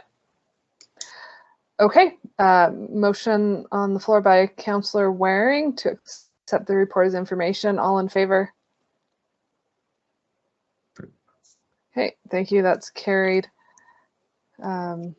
Next item is no administrative responses or inquiries. So bylaws and policies. This is our bylaw to amend the Joint Friendship Agreement Committee bylaw, just adding that extra chart in on the voting structure. Fairly straightforward, and we talked about this at Committee of the Whole. I'll give us the motion to move forward and accept the amendment as presented. Okay. Oh, I might, Deputy Mayor, what we're looking for is first reading. Okay. Right, it's a bylaw, my bad. I recommend that we give first reading to the amendment of the terms of reference of the Joint Friendship Committee, bylaw number 21-1120. Specifically, there's the amendment and the addition of Schedule B in reference to the 80% required to carry a motion. Perfect, thank you. Okay, all in favor of first reading? That's unanimous, thank you. Can I have a motion for second reading, please? Okay, Councillor Dixon. I'm saving you for a third, Councillor Rob. I'll give a motion to give second reading. Do I need to go over the? Just bylaw number 22-1123, we're good? Bylaw -22. I don't have it right in front of me here. Shoot, sorry. 1123. 1123. Yeah. Perfect. Thank you. All in favor of second reading? Thank you. I will need a motion to consider, since we're doing all three in one night, I'll need a motion to consider third reading. I'll give you the motion to consider. Thank you, John. We will need a unanimous to go for third, so I will call the vote. All in favor?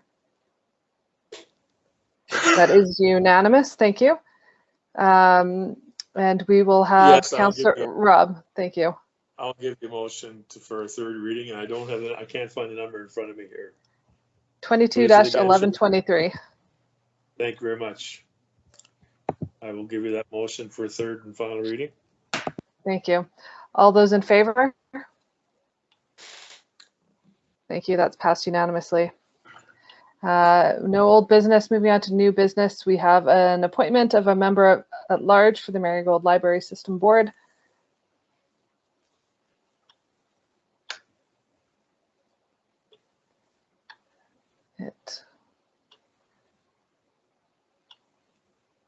Mr. Huffman, which I'm sure that we are all happy with. So our first option is to support his reappointment.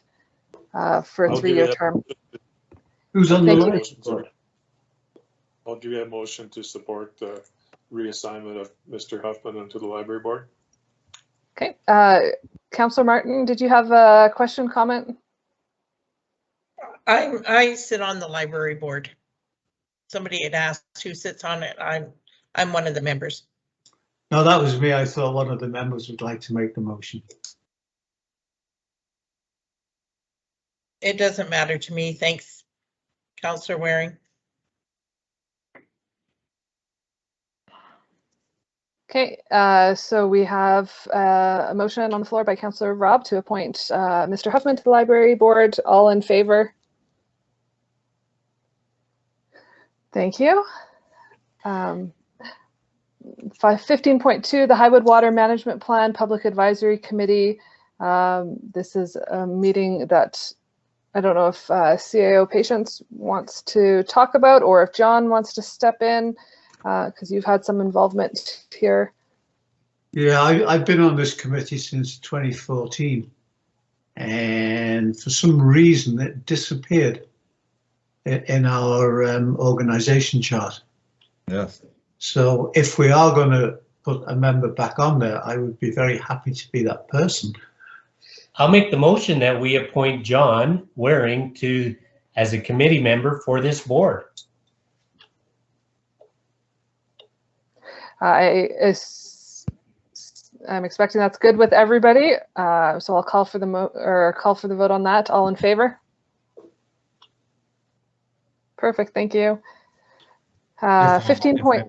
If I might, yeah. Deputy Mayor Holiday, just for clarification, Councillor Waring's correct. Actually, we did not have that in the listing for committees at the organizational meeting, and we went back 3 years, 4 years. It was not listed on any of those committee listings. So Councillor Waring's absolutely correct. Somehow it was dropped several years ago, and so this was brought to our attention. We needed to bring it back and get a council rep on that group. So that's how that happened. The strange thing is, every so often we got an invite to go and they sent it to me, so I just went. So even though it wasn't an official position, I still used to go to the meetings when I got the invites, but that's okay. But there's another committee like that as well about clean air. I still get the invitations to the meetings. Yeah, from what I remember when we were first called or first put on council in 2017, they had cleaned up a lot of the committee lists. They felt like we were on so many different committees and they just wanted to make it all the council, specific council or even municipal ones. And because this only met, very infrequently, it wasn't considered an official committee of council, but we have every year felt it wasn't a big issue to send Councillor Waring and let him charge per diem for it. So the interesting thing is, it is important for Shruk and it's also important for West End, because both of those entities are involved in the Bow River Basin problems. So I have always found it a very interesting thing to attend. And thank you for reappointing me. no problem. Thank you. So 15.3, the community support grant for Oilfields High School Provincial Golf Championship. We have an amazing athletic director at Oilfields who loves to host these big events. It's pretty awesome. I'm assuming Ms. LeBlanc is going, I'll turn the time over to you. Thank you, Deputy Mayor Holiday. And it is a pleasure to provide you with this information. I'm just trying to pull up my details, but as you can see from the RFD, there are 2 requests from OHS through Lee Bretzlaff, who has worked tirelessly to try and push some of these programs forward and is requesting assistance in several different ways, not just financially, but including town support to help promote the events, which we're very happy to do so. Both, and we'll start with, I believe the golf one is first. They were successful in their bid to host the Provincials. This is going to attract approximately 175 people, plus spectators, all the volunteers involved in that as well, and truly a community event that involve students and parents that will be hosting and I believe billeting and basically accommodating whatever they can to put this event forward. The request is for $500. It is in support of being able to provide some of the, to offset some of the expenses. As you can see from their budget, it's fairly lean. They are having to do a lot of fundraising. And at the moment, our policy dictates that we can only go to a maximum of 500, but it does not limit the amount of times that they can apply, nor how many per organization. So administration is putting forward the recommendation that this be approved, and I'll certainly be happy to answer any questions that I can tonight.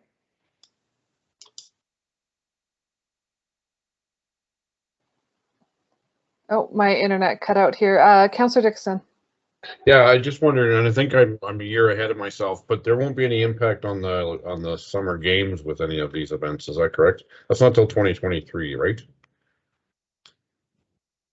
Correct. That's my understanding. And to date, I've not received any updates, but to my knowledge, I expect that we will likely be asked in some capacity to be able to assist, but that's not been formalized at this point. Thank you. Councillor Waring. Yeah, they held this last year for the first time at Turner Valley Golf Club. It was an absolute mess. Yeah, 100 odd kids.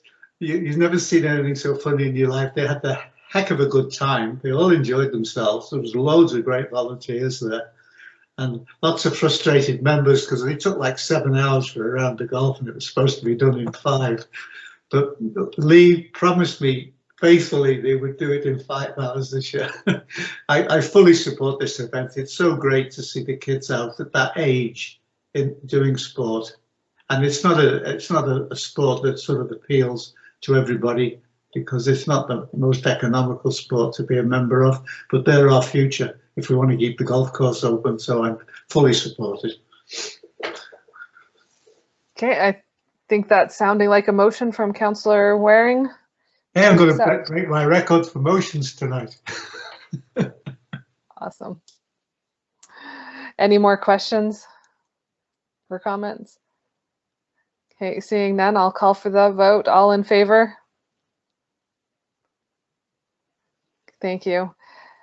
High school volleyball provincials now. Thank you, Deputy Mayor. This is the second request, and it is something that Oilfield seems to be very successful at being able to host. They've done volleyball or basketball tournaments in the past. In 2020, it was canceled because of COVID. 21, same sort of thing, but they have continued to be diligent in trying to attract these tournaments. They are very, very good for the community. Again, it involves students and parents and a number of volunteers. The town is very happy to help promote these types of events, and certainly we are, as administration, supportive of being able to provide some funding in the amount of $500 and any support promotionally that we can.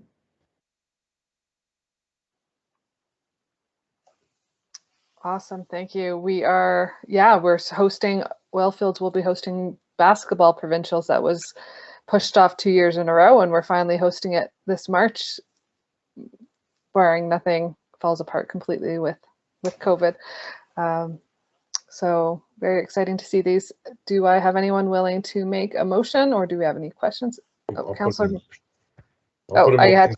Oh, go ahead. No. Oh, yeah. Okay, I'll catch you on the next one. Councillor Martin, we'll go with Councillor Dixon. I was just going to put the motion forward to support the community support grant for the Oilfields High School volleyball provincials. Okay, Councillor Gordon, you had a question or comment? Yeah, I do have a question, and I don't mean to pry with this question, but if I may through the chair, Ms. LeBlanc, I was looking at the financials for both of these, and they seem to be ready to run a bit of a deficit.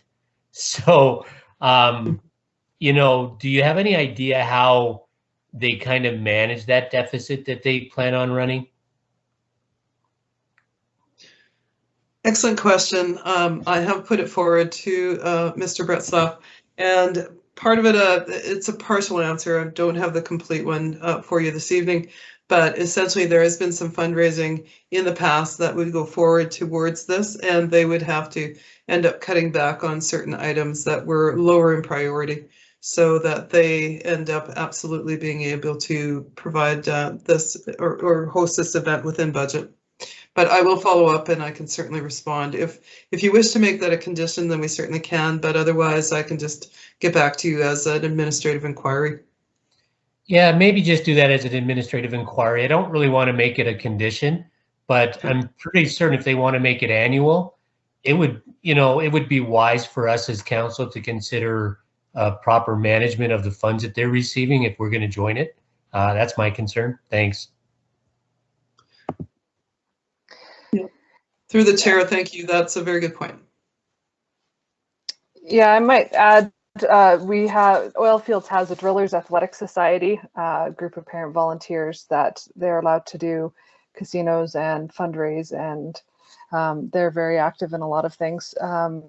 So because Oilfields does a lot of events, they have to put bids in for them, so they're not guaranteed to get them every year on an annual basis.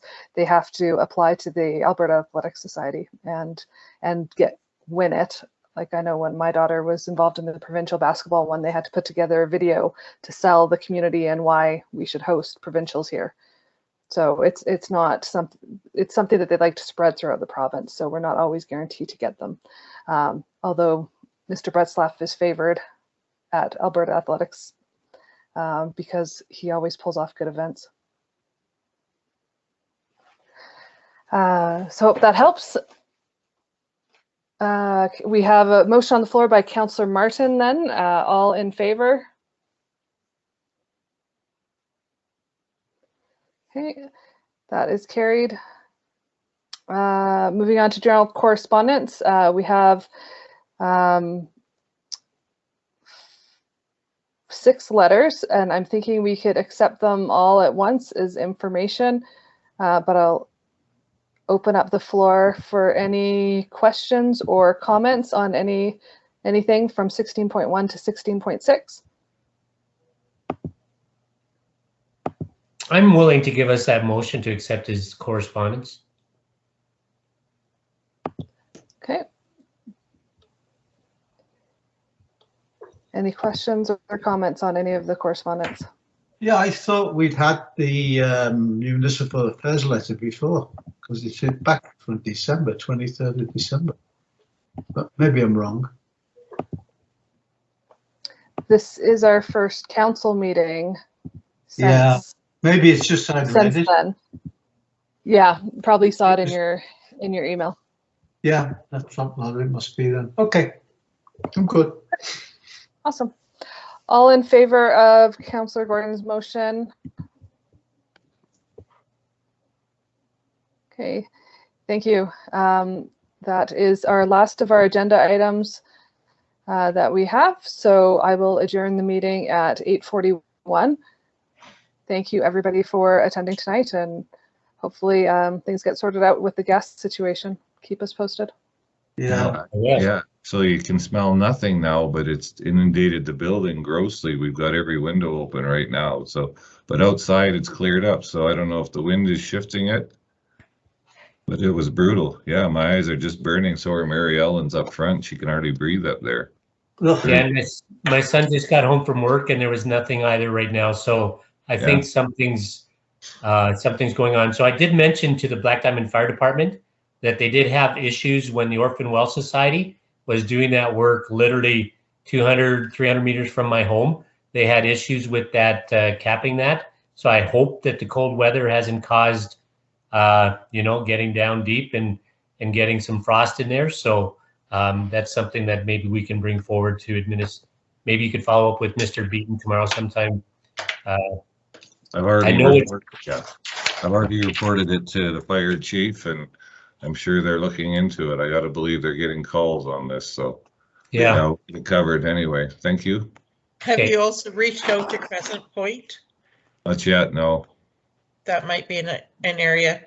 Now we're a block away from you and we're not getting any smell. Yeah, it's very odd. Yeah, and the fire staff that I spoke with, it's not a true natural gas smell. It has a bit of an old oil smell to it. So that's kind of wondering. I'm wondering if there's been some ground disturbance with some pipelines, some old pipelines or something. It's a combination of both. It's pretty acrid. It gets definitely in your throat. Definitely. Anyway, thank you all. Thank you, Councillor Holiday, for holding the fort up there, and nice job. No problem. Yeah. Thanks very much, Night, everybody. everybody. Good night, See you folks. guys. Okay. Good night, all. It's our last Yeah. meeting tonight. Yeah. One of those days. Good Good job. night, all. Thank you. Bye. All right.